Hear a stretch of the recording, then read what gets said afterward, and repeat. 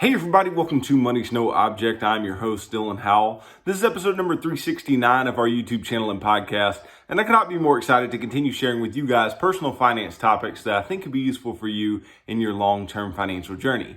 Today, we are going to be talking about this year's investment returns.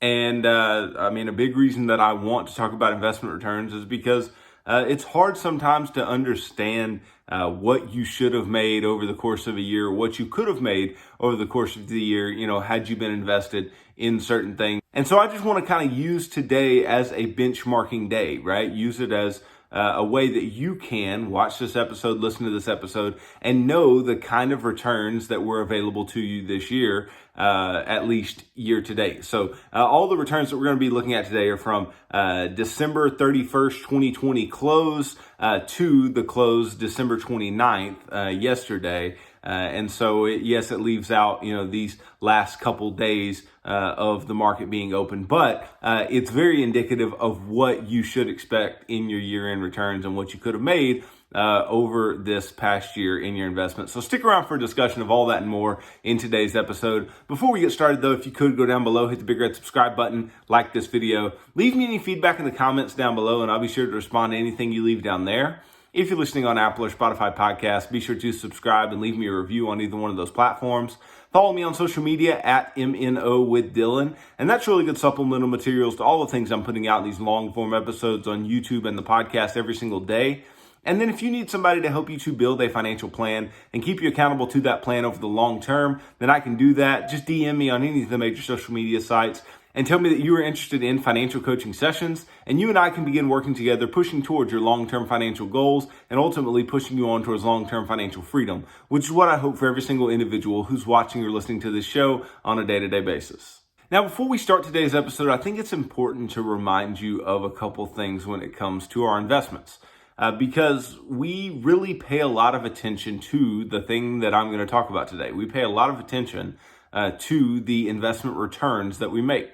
And that's not wrong, right? It's not wrong to want to make good returns. It's perfectly natural to want to make good returns, right? But it is wrong to think that good returns or great returns are the only way to build wealth over the long term. It's just absolutely untrue, right? Ultimately, the way that we are going to build wealth over the long term is to put away a lot of money, right? Is to be aggressively investing over a long period of time, right? And this is hard to do, right? It is hard to talk yourself into deferring from the money that you could be consuming and ultimately choosing to invest it in anything, much less the things that I'm going to talk about today.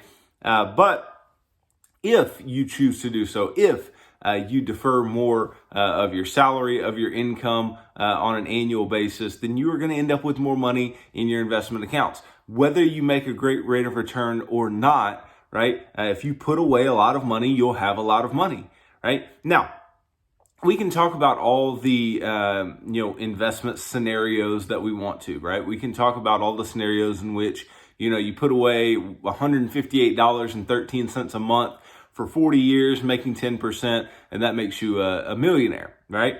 We can talk about that. And that's putting away very, very little money over the long term and, coming out on the other side as a millionaire.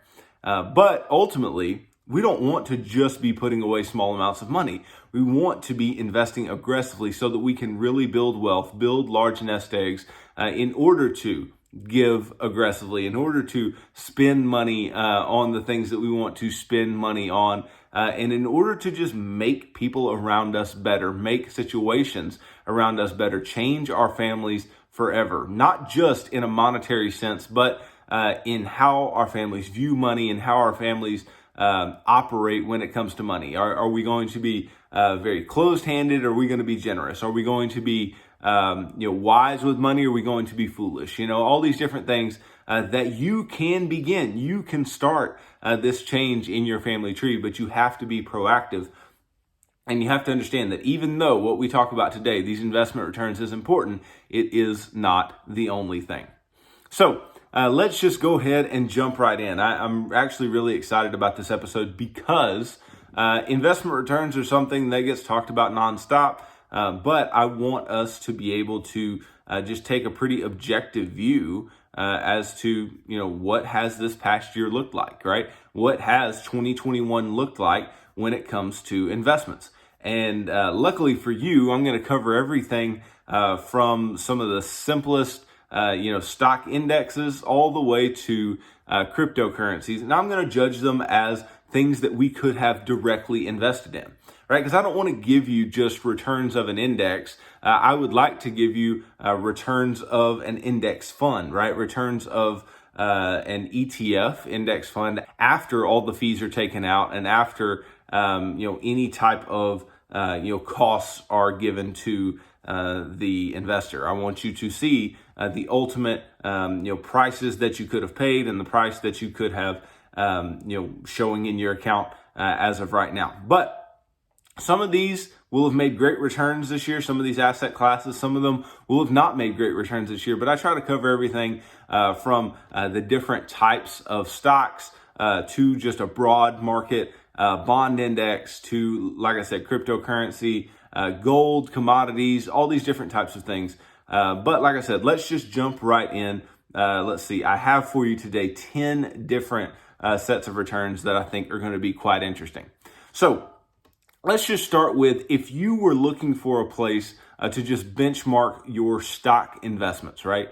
Let's say you invest in individual stocks, or let's say that you're just buying mutual funds or index funds or actively managed ETFs even, and you were just looking for a place that you were like, okay, I want to know what I could have made had I just invested in the total universe of stocks, right? Well, one of the best places that this can be benchmarked to is what we call the total stock market indexes. And a lot of these indexes that I'm bringing you today are either offered by State Street, or a lot of them are Vanguard, some are iShares, but this would be the Vanguard Total Market Index Fund, and this is the symbol VTI. So you could invest in this directly using VTI. Like I said, I want to compare to things that we could have directly invested in. So you go and you say, okay, from January 1 all the way to 12/29 of this year, and you would have made 26.71%, and that is including dividends, right? So that's dividends reinvested. You make 26.71% just being invested in that index over the course of this year. Now, that's, for those of you who don't know, that is a fantastic one-year return to have in stocks, right? And that's including all different types of stocks: small cap, large cap, mid cap, technology firms, industrial firms, all these different things, right? But it's the total universe index, right? And you would make 26.71%, which is a fantastic start to what we're talking about with the returns today. Now, the question that we want to ask ourselves on all of these different investment vehicles is, can we expect those types of returns in the future? And the short answer here is no. The short answer here for something like the VTI would be absolutely not. Now, how do I know this? I know this because historically, just looking at the returns on stocks, you could take your numbers from Jeremy Siegel's Stocks for the Long Run, and he talks about real stock returns over the long term being around 6.5% to 7%. Now, I said real there, so inflation adjusted, but you could likely be looking closer to 9 or 10% on stocks annually, and here we're talking about 26.71. That's just a very far cry from what you could expect over a long period of time, but it's fantastic to get years like this. And it shows you that if you were invested in stocks this year and you remained invested in stocks this year, you should have had a great year. Now, that is saying that you were invested in a diversified portfolio of stocks, not just investing in some individual stocks, because there are plenty of individual stocks that would have gotten absolutely crushed this year. And just while we're on the subject, I would like to talk about a few, right? So some of the stock darlings of the coronavirus pandemic, the stay-at-home stocks, as they were called, right? They really blew up back in 2020, but then 2021 just was not their year. And one of the primary examples of this would be Peloton, right? Peloton really blew up in stock price in 2020. You can go back and look at that all-time high. It was a high of 171.09, right? And it literally did nothing but just slide off of a hill over the course of this year. It just continued sliding downward. Had a big drop back in November of more than 45%. And now we're talking about down 76.32% year to date. That is a huge drop for a company that we all know and many of us love, right? Then you want an example of another company where this is true, where it's had a horrendous year. Zoom Video, right? Another darling of the coronavirus pandemic is down 49.49% year to date. And again, this is when stocks are up 26.71%. So just a lesson to be learned here is that you could invest in a large diversified group of stocks and make what the total market makes here, and that's fantastic. But if you would have been invested in things that were hot based on last year's news, based on last year's information, then you would have gotten absolutely slaughtered in stocks this year just based on some of these that I laid out for you. And there are several more that follow those same type of catastrophic losses since the beginning of 2021. So I just want you to know that, and this is me kind of making a point here, that indexing, right, buying large diversified groups of stocks or just any asset class is a very, very good way to go. And it would have yielded you quite a bit in stocks this year. Now, let's just say, let's break down stocks a little bit, right? Because you can say, okay, this is a total stock index, but the truth of the matter is the total stock index is not what everybody's putting their money in, and it's not the only type of benchmark that we are taking into account. So I also pulled the DIA. So if you go and look, the DIA is the SPDR Dow Jones Industrial Average ETF, right? And it's one of the few Dow Jones ETFs that there are out there, but it tracks the DJIA, the Dow Jones Industrial Average.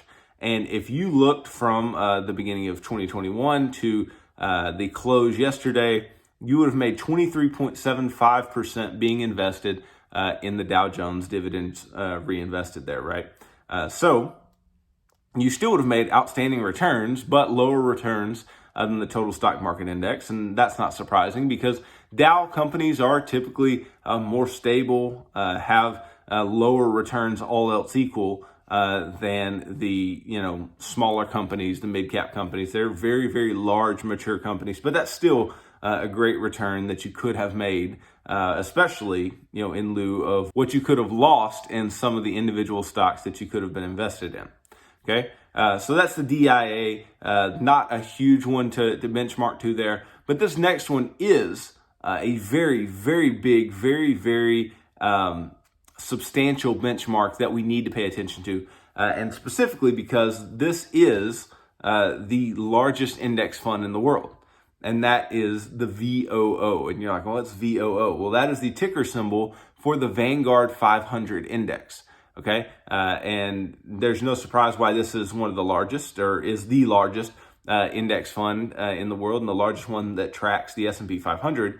Well, it's because Jack Bogle, who started Vanguard, who ran Vanguard for such a long time, his life's work was the index fund and was this S&P 500 tracking fund.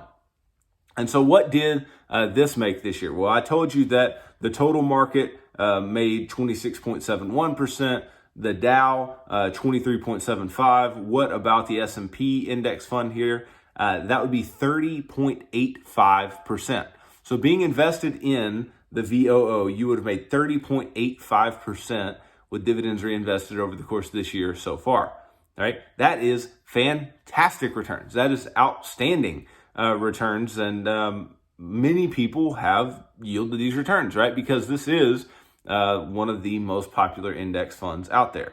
But just think about how you would feel, or how you could feel if you were invested in some of those hot stocks that got slaughtered this year, versus being invested in an index that made 30+% in a year, right? Just an index. Boring investing makes you 30% this year, right? And I think that's very important for us to kind of hash out here, is that this is boring investing I'm talking about. This is not anything special. This is not, trying to pick any type of investments that are just outrageous, or any type of investments that, would really knock your socks off. No, this is picking investments that, they're just everyday run-of-the-mill index investments that a portfolio manager isn't choosing what to invest in. The index is telling them what to invest in. They're just following the index with new cash inflows, right?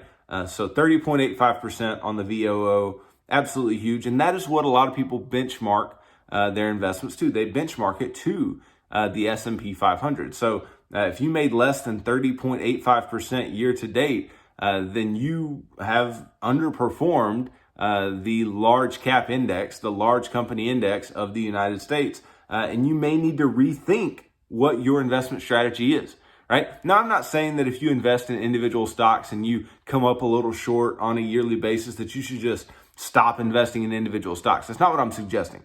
But what I am suggesting is that if you consistently underperform, and this is why I try to do something like this episode every year, if you consistently underperform these major indexes, then you're losing, right? And we don't want you to be losing. We want you to make the greatest returns that you can. And so maybe it's better for you to take the boring approach. Maybe it's better for you to take the passive approach and just invest your money in the index, okay? So that is the VOO. Now, another index that is very, very popular, and it is very popular for basically tracking the NASDAQ 100, right? Basically tracking some of the more popular tech names, some smaller names than what the S&P 500 may track, but a lot of these companies are quite large as well. And this is the QQQ. This is the Invesco QQQ Trust, right? And many people are invested in this. I have some allocation to this particular index as well. So it's very, very common. What would it have made over the course of this year? Let's try 28.26, or 28.27% return over the course of this year, which again is a fantastic return.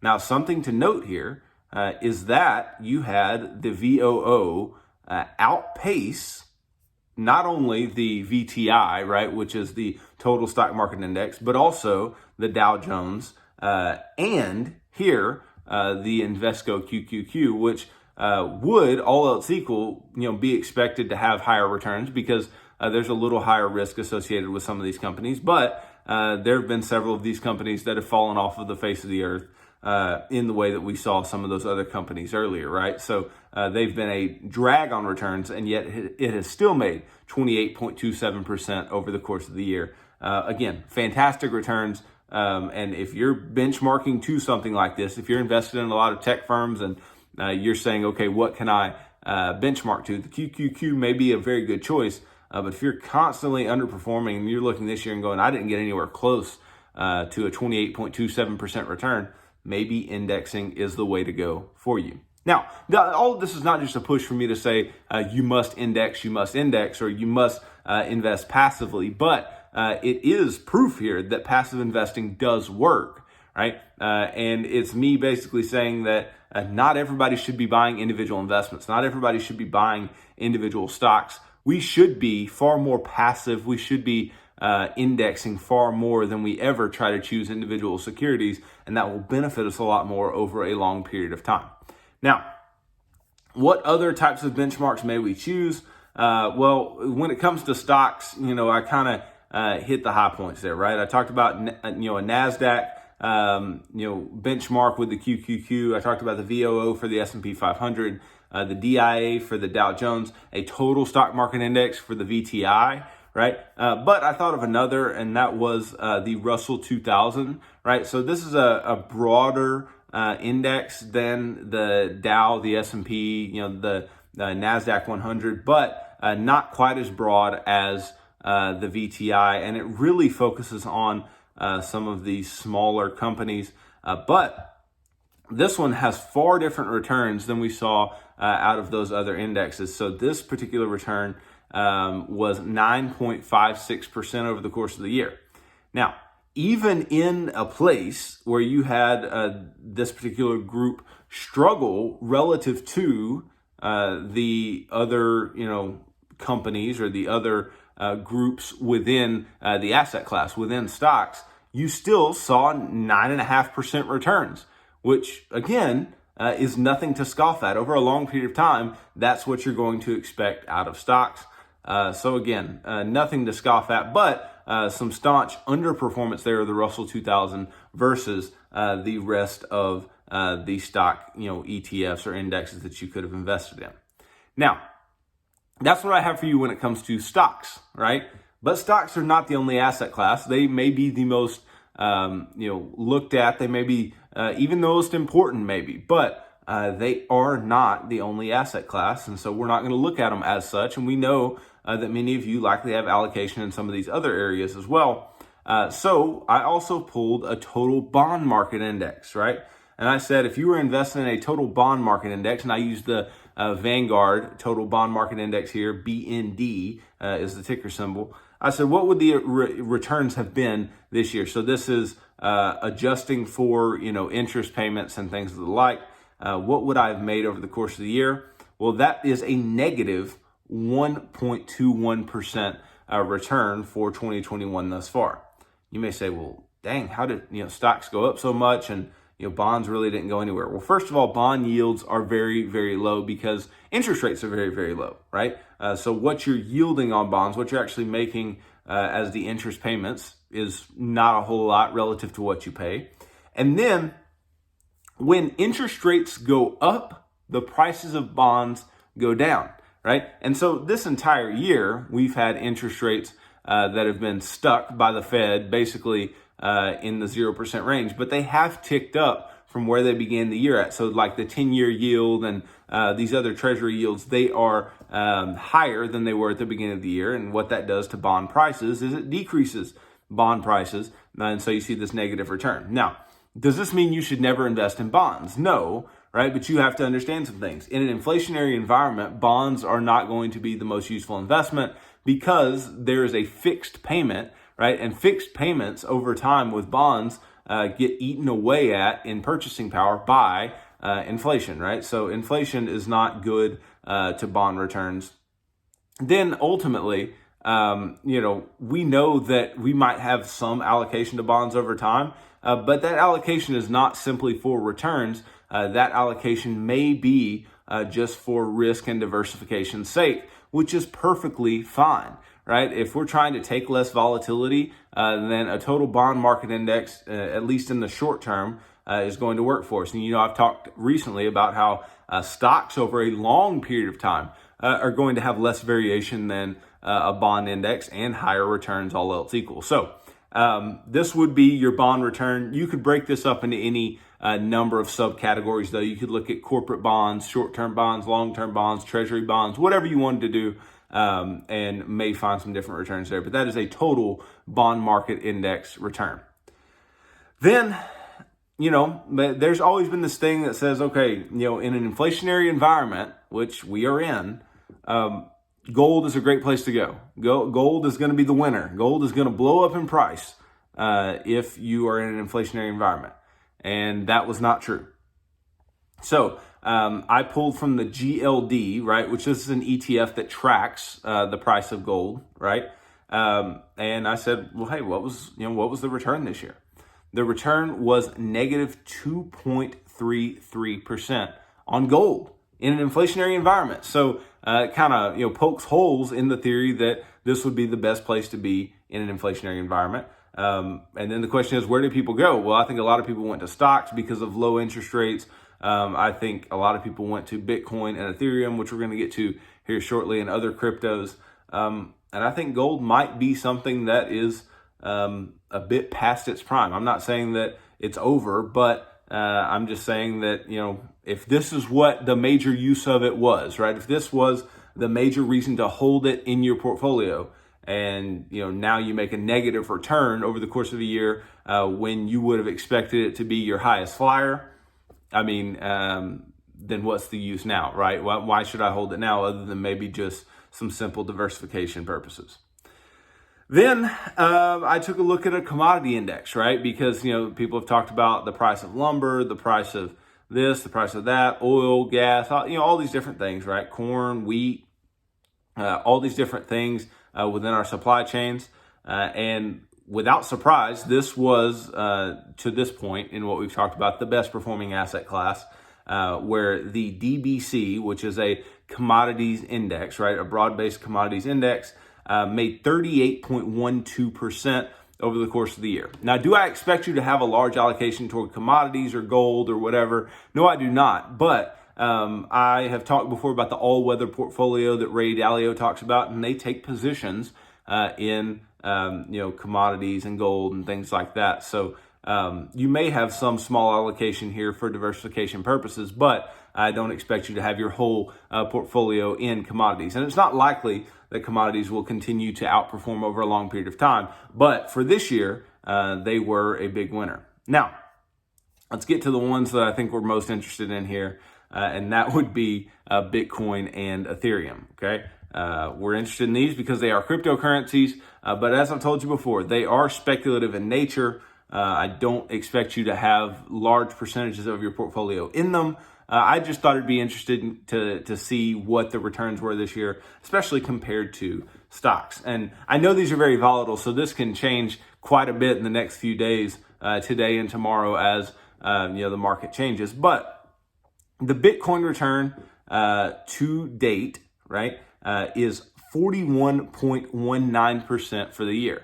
Now, that's not a huge difference from what the S&P 500 has been this year. Yes, that's 11% difference, but given that it, torched the S&P last year and in some, recent years past, that's not, a crazy difference. But 41.19% return, heck, I'll take it, right? But you look at its partner in crime, Ethereum, right? Another cryptocurrency here, the second largest cryptocurrency. You say, what were its returns this year? Let's try 179.39%, right? So you would have almost tripled your money had you put money into Ethereum at the beginning of the year, okay?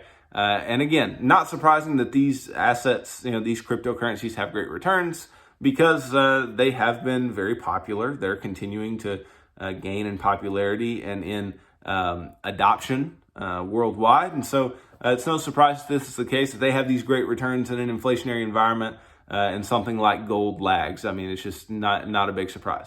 But hopefully, right, some of the information I give you today helps you to understand maybe where you should be with your investments, and maybe helps you to better understand some different asset classes, and maybe just know, hey, if I was in stocks this year, this is how much I should have made. If I was in bonds this year, don't freak out that I made a negative return because the total index was a negative return, or something of the like, right? And I really want us to rethink this idea that we can all beat the market and that we are all going to be good, active investors, because the facts are that we are not, right? The facts are that we're far more likely to be more effective as passive investors that just continues, an investment strategy of systematically putting money away into index funds and ETFs and mutual funds over a long period of time, and allowing our money to grow that way. And this year would have been a great year to do it because a lot of these indexes made some outstanding returns, especially on the stock side, which is what many of you care about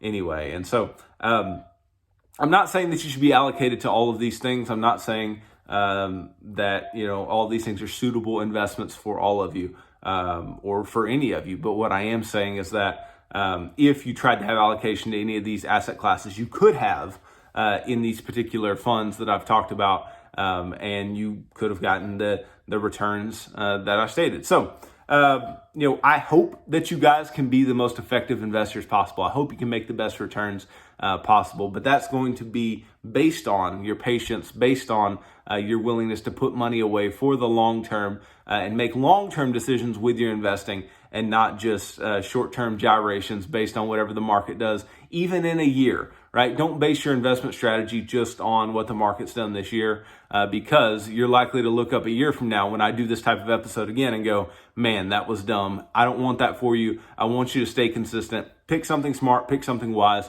stick with it over a long period of time. That's the way to build wealth. So thanks for watching this video. If you could go down below, hit the big red subscribe button, like this video, leave me any feedback in the comments down below, and I'll be sure to respond to anything you leave down there. If you're listening on Apple or Spotify podcasts, be sure to subscribe and leave me a review on either one of those platforms. Follow me on social media at MNO with Dylan, and that's really good supplemental materials to all the things I'm putting out in these long form episodes on YouTube and the podcast every single day. And then if you need somebody to help you to build a financial plan and keep you accountable to that plan over the long term, then I can do that. Just DM me on any of the major social media sites and tell me that you are interested in financial coaching sessions. And you and I can begin working together, pushing towards your long-term financial goals and ultimately pushing you on towards long-term financial freedom, which is what I hope for every single individual who's watching or listening to this show on a day-to-day basis. So tune in tomorrow as I continue talking about personal finance topics that I think could be useful for you in your long-term financial journey. So thanks for tuning into this episode of Money's No Object. I'm your host, Dylan Howell. God bless.